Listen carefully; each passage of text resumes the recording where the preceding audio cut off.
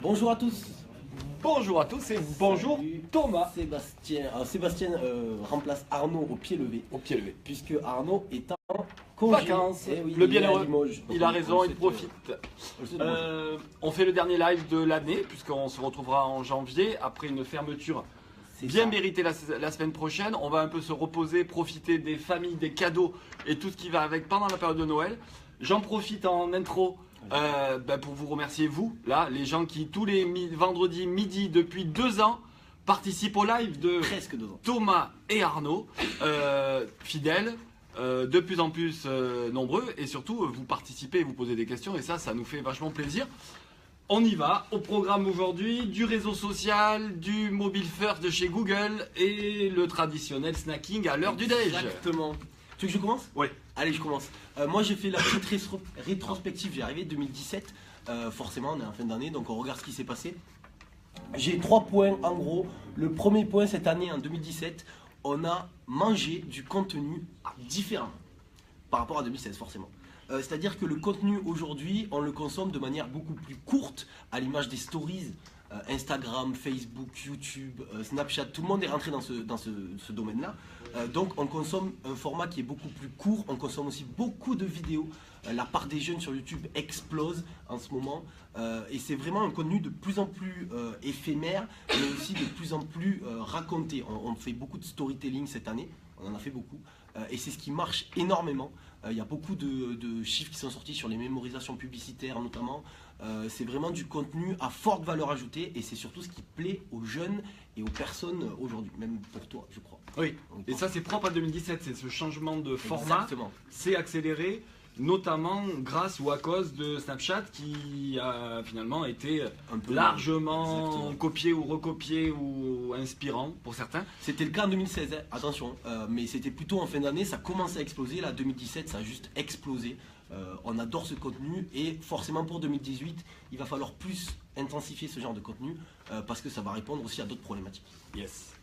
Et surtout, ce contenu-là, je ne sais pas si tu le sais Seb, mais on en a parlé dans le live de la semaine dernière, ça a permis aussi de développer les ventes au niveau des publicités. L'investissement publicitaire en 2017, c'est la première fois cette année que les ventes publicitaires web ont dépassé les ventes publicitaires publicité. C'est juste énorme et on s'en souviendra je pense toujours de cette date.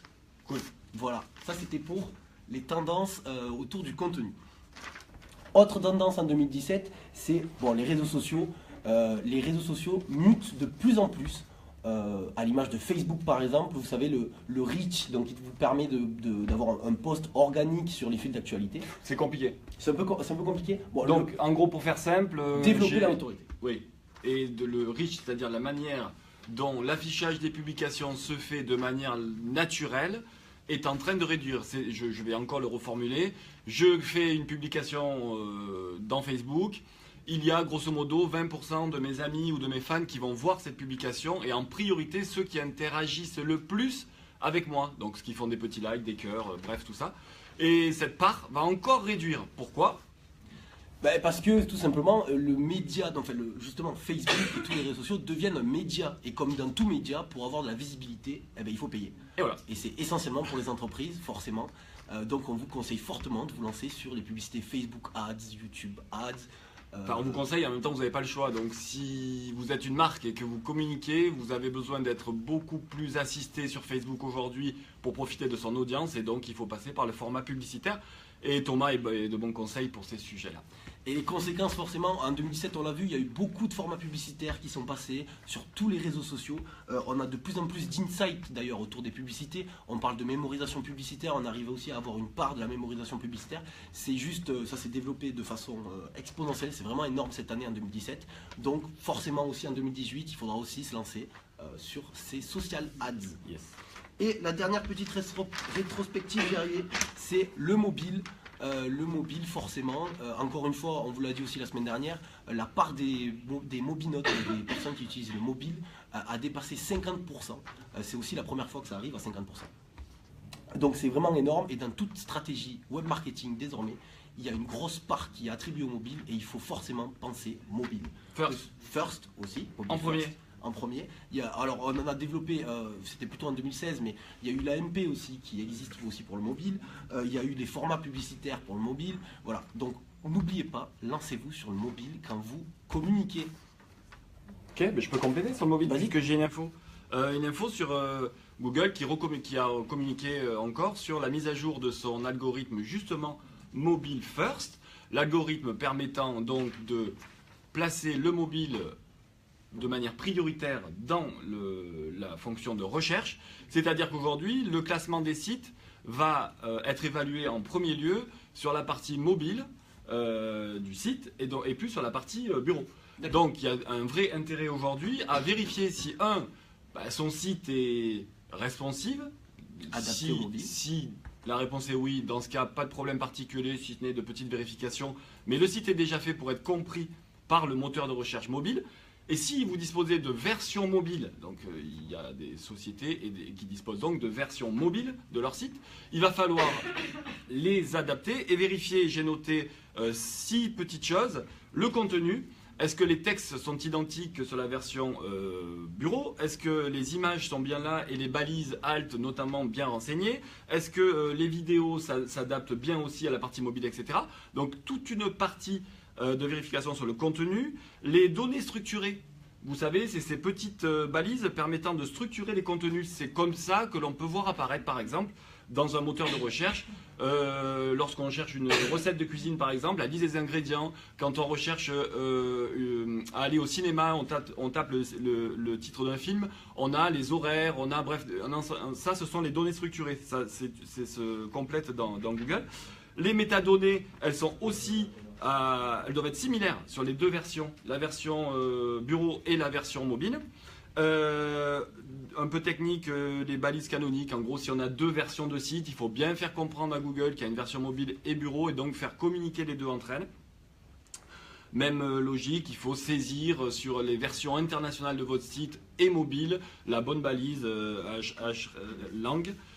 Et enfin, il faut, comme le robot, le bot de Google mobile va venir de plus en plus souvent vérifier les contenus sur la partie mobile, il faut bien vérifier que son serveur ait suffisamment de ressources pour recevoir de manière régulière le Google Bot mobile. Donc pour résumer, contenu, données structurées, métadonnées, canonical et serveur. Et les serveurs.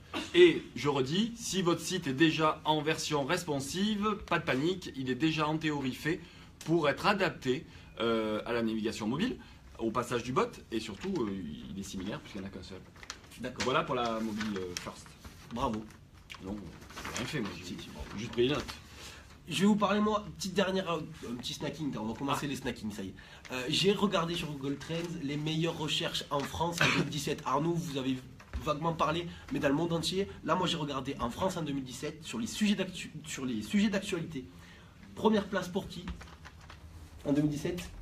Tu vas pas lire, non. En plus, je peux pas trop lire. C'est Johnny Hallyday. Johnny. Et ouais, il a été premier. Alors en quelques semaines. Exactement, en quelques semaines, mais ça a été mouvement populaire national. C'est fou, hein. Ah oui, fou. Et sur les phrases, vous savez, quand vous cherchez quelque chose sur le web, on commence forcément à mettre une petite question. Comment, nanani, nanana. De plus en plus. De plus en plus, justement, c'est les recherches. Et on est dans le moteur de réponse, et plus moteur de recherche. Donc c'est pour ça qu'on pose des questions à son moteur de recherche et qu'on le fait de plus en plus avec la fonction voix. Amis du référencement, bon courage. Oui, ben d'ailleurs ça explose aux États-Unis si vous voulez tout savoir. Oui. Ah, et Stéphanie Lacombe et Sophie Ducrot nous regardent. Bienvenue, mesdemoiselles. Donc du coup, le top 5 des phrases qui commencent par comment en France. Alors c'est comment faire du slime. Alors je ne savais pas ce que Stéphanie qui vient de se connecter pourra faire un tuto de comment rater le slime. Oui, parce qu'apparemment elle n'a pas trop réussi. Non. Le deuxième c'est comment voter blanc. Alors on était dans les présidentielles cette année, donc c'est peut-être pour ça. Comment faire procuration. Ouais, on est toujours dans les votes. Comment voter. Ça, c'est le quatrième. Ah ouais, on est beaucoup dessus. Et la dernière, c'est comment dessiner. J'étais étonné de voir ça. Et il n'y a pas comment on fait des bébés? Non, apparemment non. C'est pas dans les 5 recherches. Plus grosse recherche Google de l'année. C'est ça, de l'année, pour la phrase comment. Ok. On continue le 5? C'est l'heure du déj. Je sais que tu adores le snack. Oui, surtout quand c'est toi qui le fais, moi. Pas quand je suis l'invité. Dans le snacking, il y a Facebook qui vient de sortir un système de reconnaissance faciale permettant de lutter contre l'usurpation d'identité. Donc je ne sais pas si vous l'avez reçu, moi ça a été le cas hier. J'ai reçu une notification disant que cette nouvelle fonction était en place et me demandant si je l'acceptais. Donc en gros, quand vous apparaissez dans une photo, même sans être tagué, c'est-à-dire que la personne n'a pas mis votre nom, vous pourrez le savoir via une notification et donc le supprimer éventuellement. Et Stéphanie qui te demande si tu sais comment on fait des bébés. Ah ben non, mais je vais taper dans Google, on va me dire. Ouais. Deuxième snacking. Donc usurpation d'identité, c'est surtout pour les personnes qui ont des faux profils. Exact. Voilà. Et surtout qui se sont fait piquer leur photo de profil via des spammers. Et donc on pourra le savoir et avertir l'utilisateur, faire supprimer la photo, etc. Donc ça c'est plutôt bien. Et la deuxième fonction dans la fonction, c'est une fonction pour les gens qui ont des déficiences visuelles.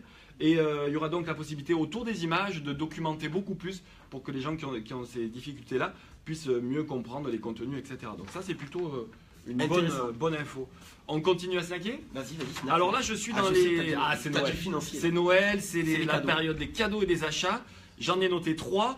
TF1 qui rachète le groupe auféminin.com. On connaît tous auféminin.com. Le forum auféminin.com, le site Marmiton, c'est Marmiton, oui. C'est Marmiton, Little Mike Paris, etc. Bref, pourquoi TF1 pose 365 millions d'euros sur la table pour acheter le groupe Auféminin? Il faut trouver des nouveaux modèles d'audience hors TV. Et donc des nouveaux modèles publicitaires, tu en as parlé tout à l'heure. Donc l'idée c'est de grossir encore en dehors du format télé sur des supports où TF1 pourra soit vendre de la pub, soit créer des contenus, etc. Cette acquisition elle fait suite à une précédente acquisition au mois de janvier de Studio 71 qui rassemble plus de 100 youtubeurs. Donc on est en train de bien voir que TF1 est en train de segmenter ses offres. Les millennials avec des youtubeurs, les femmes avec au féminin, bref, grand public, cuisine, etc. Donc c'est sûrement une vraie bonne affaire. 365 millions d'euros. Ça fait, ce rachat va faire doubler le chiffre d'affaires web, digital du groupe TF1. Donc ça pèse en achat, mais ça va peser aussi en ressources publicitaires. On vous dit, le web par rapport à la télé, c'est devenu de plus en plus important. Deuxième entreprise qui se fait un petit cadeau, c'est Renault. Renault qui entre au capital de Challenge, le magazine, groupe aussi dans lequel je crois il y a plusieurs, je suis sûr, il y a plusieurs supports. Pourquoi alors là, on n'a pas les chiffres exacts, mais on parle de 5 millions d'euros. T'as creusé 5 millions d'euros. Renault rentre au capital pour 40% à peu près, pour 40% des parts. Alors, ce que j'ai sorti de cette info, c'est que Challenge veut devenir un laboratoire pour produire des contenus spécifiques et à la demande pour les voitures connectées. Donc on sent bien là l'intérêt du rapprochement et Renault qui a besoin aussi de prendre un temps d'avance puisque je crois que c'est en 2022 que l'ensemble des voitures mises sur le marché par Renault seront connectées. Donc c'est demain à l'échelle de l'industrie automobile. Troisième petit snack, j'arrête. Mais tu me l'as dit ça. C'est Apple qui a racheté Shazam. Tu nous rappelles ce qu'est Shazam? Alors Shazam, très simple, vous ne connaissez pas une petite d'une musique, pardon, je vais y arriver. Eh ben, on prend la petite application. Eh ben, on la fait écouter à cette application et on nous sort la musique. Le titre. Et donc aujourd'hui Shazam permet d'aller vers des plateformes d'écoute en ligne payantes la plupart pour télécharger cette musique qu'on vient de découvrir. Et le rachat d'Apple laisse à penser qu'on ne pourra basculer plus que sur une seule plateforme d'écoute et d'achat qui sera Apple Music. Et derrière aussi Apple construit toute son offre potentielle de streaming, etc. en s'appuyant aussi sur Shazam. Et on a le prix de cet achat? Ouais, on a un petit 400 millions d'euros. Un petit, c'est petit. Non mais c'est costaud, mais c'est très intelligent de leur part. Après peut-être que Shazam, il est quand même un peu en perte de vitesse. Enfin moi je... mais c'est compliqué, en perte de vitesse. Ça se relance? Ça peut se relancer. Ok. Exactement. Donc peut-être que Shazam 2018 sera... Bon, grossier. Ouais, profiter. On a fini? Non? Ben ouais, on a fini. On fait un petit... moi je vais en profiter, j'ai rarement l'occasion de participer on va faire un petit à votre live préféré. Et je voulais vous... Avec ceux qui restent, parce que certains sont déjà en vacances, je voulais vous souhaiter de joyeuses fêtes de fin d'année, vous dire qu'on prend toujours autant de plaisir à échanger avec vous sur nos sujets préférés, les sujets du web. Remercier nos clients, partenaires, fournisseurs, futurs clients. les remercier de leur fidélité depuis 5 ans, puisque VideoWeb c'est la 5e, on commencera la 6e année l'année prochaine.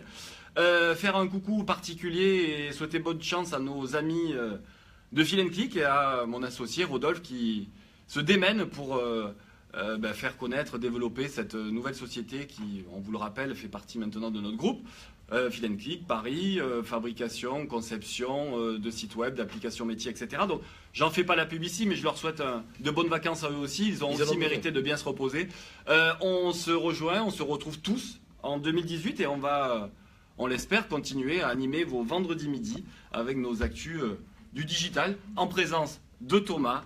Arnaud sera en pleine forme et moi je vous dis à bientôt, merci à tous et merci au plaisir de vous revoir vite. Bonne fête de fin d'année et du coup on va vous quitter avec la petite salle derrière. Coucou. Un petit mot. Elles sont plus Ouais, que deux. plus que deux, c'est triste. Bon, c'est pas grave. Il y en a- On va faire un petit tour derrière aussi. Bonne fête. Bonne fête. Allez, salut les gars. Allez, bonne fête à tous. Au revoir.